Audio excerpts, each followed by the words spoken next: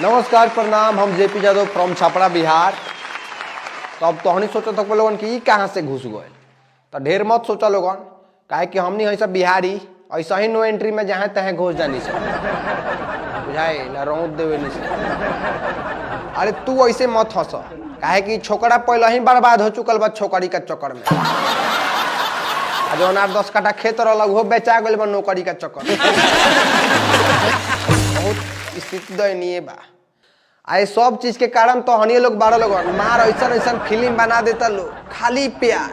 पहले के फिल्म देखा था तो और प्यार भर भर के माने हर चीज में प्यार। इनकर एगो फिल्म आयल रहे जैमें सुनील शेट्टी एगो गाना गावत रहे इनका खातिर कि तुम दिल की धड़कन में रहते हो। और रउआ बताई लोगन कि दिल में ही रही है तो खून कहाँ रही, कुकर में। महाराज कोनो तो लॉजिक होके चाहिए, कोनो लॉजिक नहीं के, खाली प्यार भर देवे के बाद दिमाग में। लेकिन अब हम चुप ना रहे, एक खातिर चाहे जे हो जाओ, काहे कि हम ये लोग के गाना फिल्म देख देख के प्यार कर लेनी, बहुत बढ़िया प्यार कर लेनी, घनिष्ठ।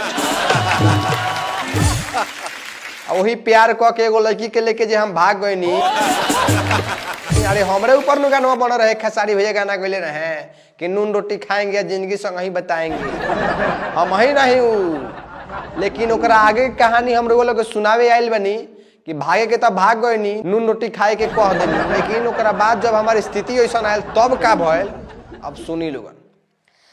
कोई के हम प्यारे हो गए थे फरार पर अब बहुत पछताते हैं, ठीक है। नून रोटी खाते हैं, सीमेंट बालू उठाते हैं। बहुत स्थिति खराब हो गए रहे जब लेके भागल रही। वो दिन तो कहीं रहे के कहीं गुजर ना रहे। ओकरा बाद हमार का हालत भाई सुनी लो कि दिन बीतत रहे हमार सड़क के पसूत के, दिन बीतत रहे हमार सड़क के पसूत के, तले चल गए कुत्ता एगो मुँह में मुँह।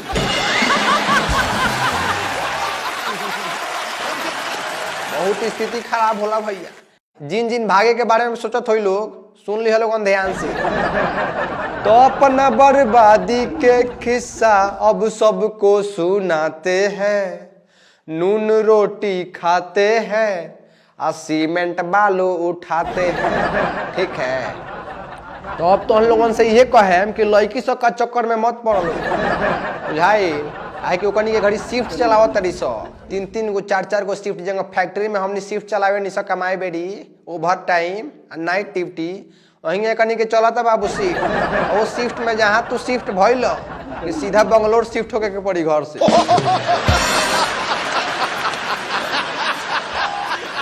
काहे कि कनी के एगो से टाइम पास होत नहीं खे, यही से किन्हू के 8 बजे, किन्हू के 10 बजे, किन्हू के 12 बजे ले याद करत तरी सो। किन्हू के 8 बजे, किन्हू के 10 बजे या किन्हू के 12 बजे ले याद करत तरी सो। आजकल के लड़की एक के साथे 4-5 जना के जिंदगी बर्बाद कर दे।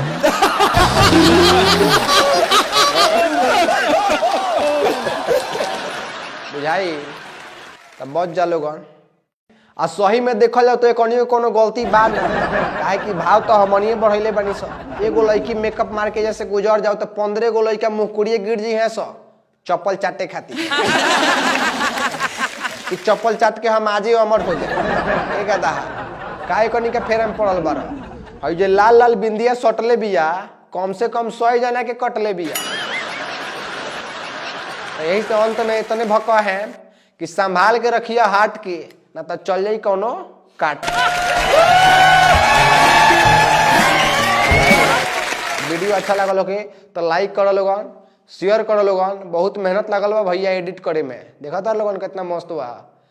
तो एक के शेयर करो लोगन, ना तक बस डिलेट उलेट हो जाई कबो तो फटाक से शेयर कर लोगन। और कमेंट एकदम करो लोगन, और शेयर जितना होके उतना करो लोगन। बहुत मजा आई वीडियो में, आगे भी।